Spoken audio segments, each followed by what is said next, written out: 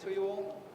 I'd like to thank the organizing committee for inviting me to give this lecture in this beautiful country. We all have to thank Professor Ines Sheltoud because she's our Lady of Diabetes in Egypt. Thank you. We all. Thank you.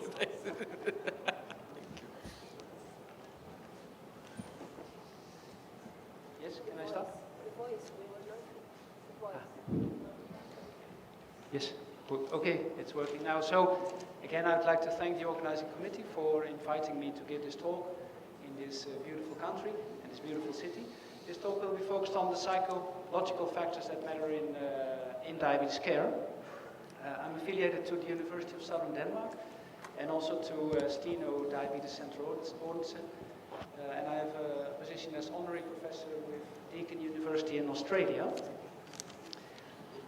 On this slide you can see that there are many psychological factors or psychological problems that are common in people with diabetes. And these problems can be diabetes specific, so problems that can only occur in people with diabetes.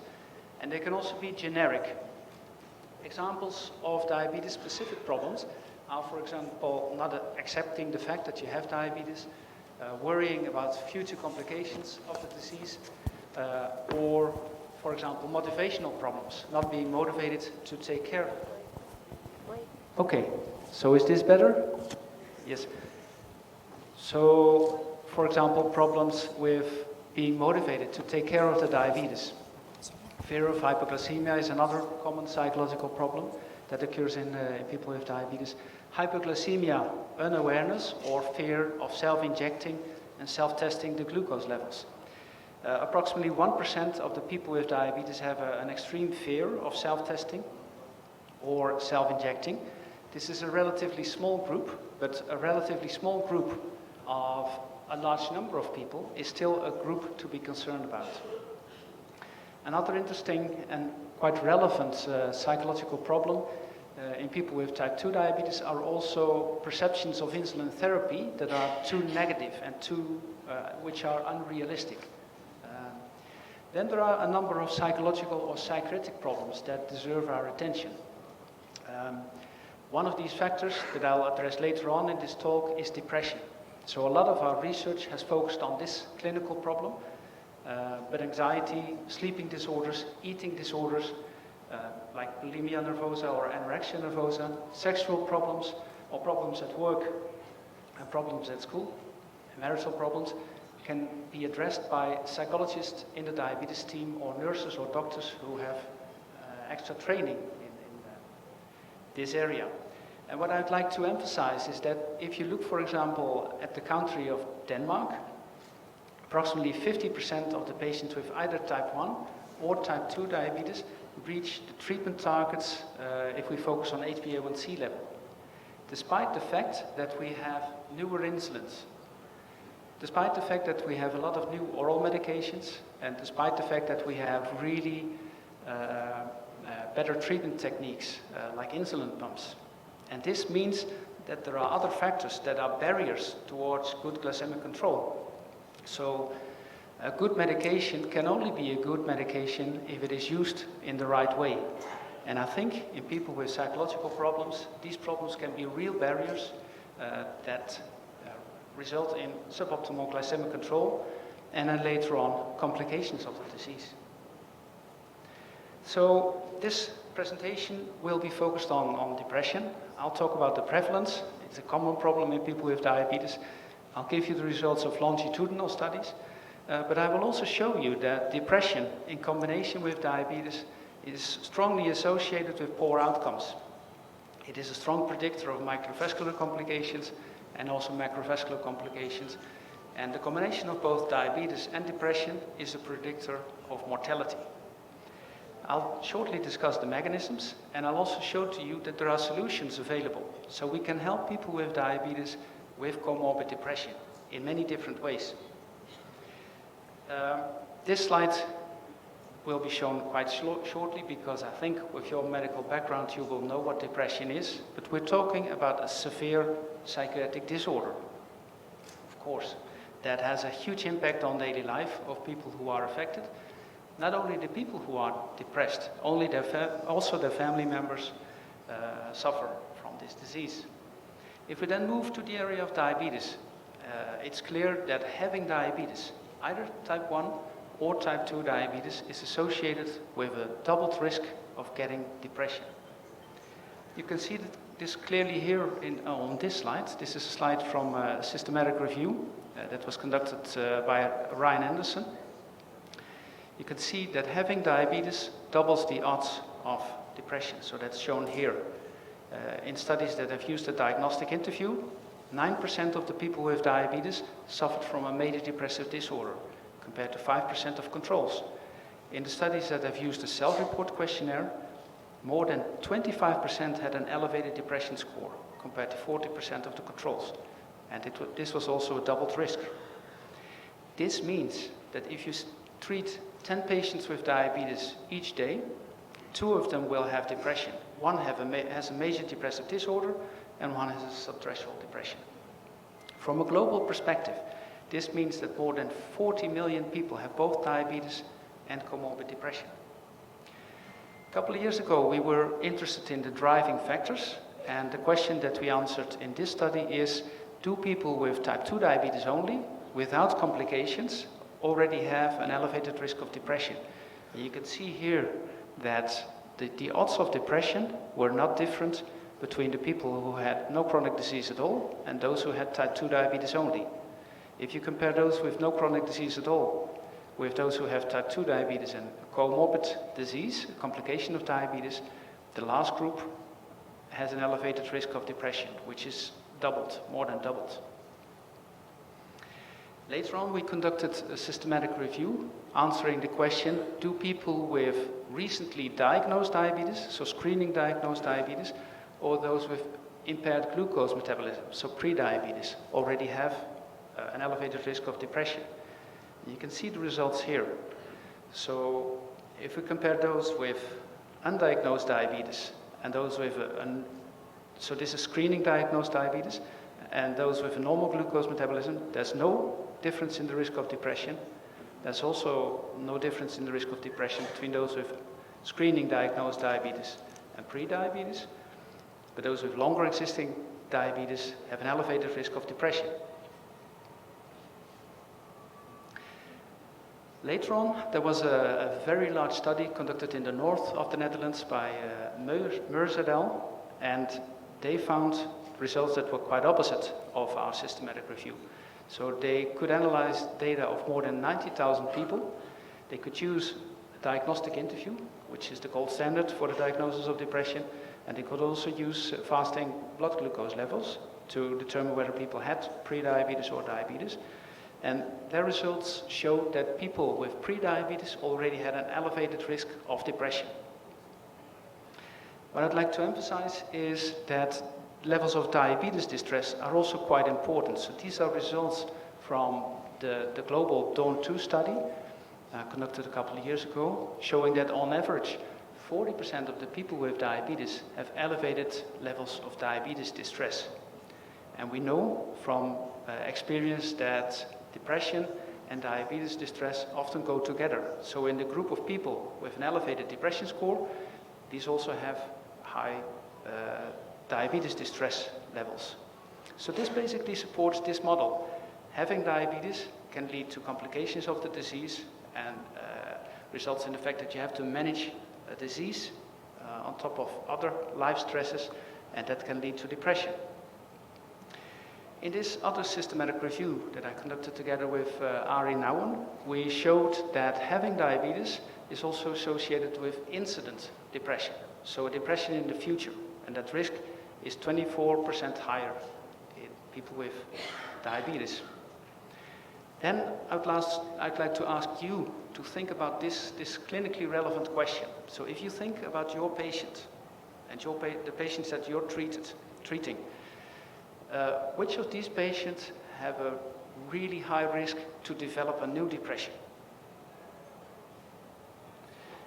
If I ask this question to the audience, many people answer, okay, it is the people with complications. Then my answer is usually that's a very important risk factor, but not the strongest risk factor. Other responses are often women. That's true. Women suffer more often from depression than men.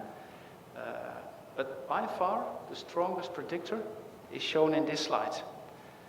So the strongest risk factor for a future depression is a diagnosis of depression in the past.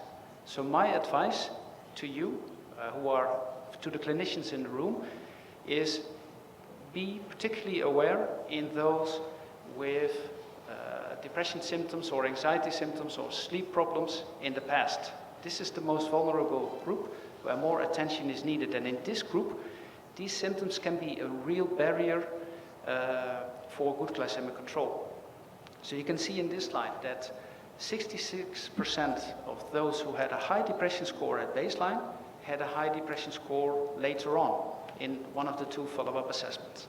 So that was by far the strongest predictor. This is a slide of Thomas Willis, a very famous English physician who wrote several books, and in one of his books, centuries ago, he made the observation that he had the idea that diabetes was more common in people who had suffered from melancholy or severe life stress. So he reversed the hypothesis. So he said depression actually leads to diabetes. And many years later, a few years ago, we published a meta-analysis showing that Willis was right. People with depression have an elevated risk to develop type 2 diabetes. And actually the same seems to be true for other psychiatric disorders. So schizophrenia is a risk factor for type 2 diabetes, not only because of the atypical antipsychotic medication, it's also related to the fact of having a severe mental illness. On this slide you can see that the combination of depression and diabetes is leading to a higher risk for mortality. So on top of the slide you can see the group without diabetes and without depression, and the survival rates were the highest. This is the depressed group, this is the diabetes group, and this is the group who both had diabetes and depression. So the mortality rates were the highest in this group, in this longitudinal study. And this is a meta-analysis that we published a couple of years ago showing exactly the same. The combination of depression and diabetes is doing a lot of harm in our patients. So it really deserves our attention. Right now, the mechanisms that lead to these higher mortality rates, that lead to higher incident rates of microvascular complications and macrovascular complications in this group are still unclear. What plays a role probably is poor glycemic control. So this is a systematic review by Pat Lustman, published years ago, showing that depression is associated with poor HbA1c in people with diabetes. This is a meta-analysis by Jeff Gonzalez showing that depression is associated with poor appointment keeping, it is associated with poor diet, poor medication taking, lower levels of exercise, and also lower levels of glucose checking. So behavioral factors play also a very, very important role. Biological factors are, of course, also very interesting. Depression might lead to poor health outcomes via smoking or alcohol abuse in Western countries. Disturbed sleep, dysregulation of the HPA axis or ANS axis, higher BMI, so we know that depression is linked to visceral adiposity. Inflammatory markers could play a role. Genetic factors, as a common denominator of both diabetes and depression, could play a role. And of course, higher levels of oxidative distress. This is a lot of bad news. Depression in diabetes is doing a lot of harm, but the good news is we have solutions. Depression can be treated if it is detected. So this is a meta-analysis by Van der Veld, Cornelis, showing that particularly psychotherapeutic interventions that were combined with diabetes education were the most effective. So the effect was 0.51, but there was also a significant effect, of course, for pharmacological treatments. And with the oral medication for depression, sertraline was the only medication that also had a positive impact on HbA1c. So that's also an important take-home message. Then a lot of attention also has been given to collaborative care interventions or stepped care interventions where we screen for depression, give a minor intervention first. That can be a web-based intervention or a smartphone-based intervention. And if the depression still exists after a couple of weeks, the treatment is intensified with medication or psychotherapy. Again, a big problem is the underdetection of depression. So approximately 50% of the cases with depression are not recognized in clinical care. Then that led to a recommendation of the St. Vincent Declaration 25 years ago, where it was stated, we are monitoring glucose levels or HbA1c in people with diabetes, but we should also monitor their emotional well-being. And that is exactly the hypothesis or the recommendation that I tested in one of the studies I did together with Frank Snook. So we conducted a randomized control trial where the control group received care as usual and the intervention group received the monitoring of the emotional well-being by the diabetes nurses. So the nurses were trained to discuss the emotional well-being of people with diabetes, and they could refer the patient to the medical psychologist in the hospital. And we found that there were more referrals in the monitoring group, as you would expect. So 20% of the outpatients were referred to the medical psychologist, and they could have many different problems. Some said, yes, I'm really suffering, but I also know why I suffer. I lost a beloved one, and I'm mourning, but I don't need a psychologist to help me, because I have a lot of support from family and friends, and I regard it as part of life that this happened to me. But I will come back to you if I still suffer after 3 months or half a year. And other patients said, yes, this is a relief that you start discussing how I feel. I've been struggling for months, and yes, I'm happy to accept a referral to the medical psychologist. So there were many different problems that we discovered. In the end, we could conclude, and we published this in Diabetes Care, that this led to a better emotional well-being in this outpatient group. A very famous study from the USA is the Pathway study, and there they treated depression with either cognitive behavioral therapy or medication in a stepped-based way. So if the depression was still evident after a couple of weeks, treatment was intensified. And what's really interesting is that they also looked at money. So they checked whether the intensive treatment of depression saved money. And the conclusion was that the economic benefit was almost $1,000 per patient that was saved. So they saved medical cost, but also money because people didn't go to work because of depression. This is a result from a study that was conducted by Pat Lussman, also in the USA, published in the Annals of Internal Medicine, showing that we can treat depression by learning people to think in a different way. So this is an intervention where no medication was used, but the intervention simply targeted the way people were thinking. So 80% of the people who received CBT got a remission of depression compared to 30% of the control group. Later on, we investigated whether we could also deliver this intervention in a web-based way, and the conclusion was yes, we can treat depression with a website where people get information how to cope with depression and how to change their lifestyle. We published this also in Diabetes Care a couple of years ago, but it had a strong effect on depression and also lowered diabetes distress rates. And this is quite a cost-effective way of treating depression with a website.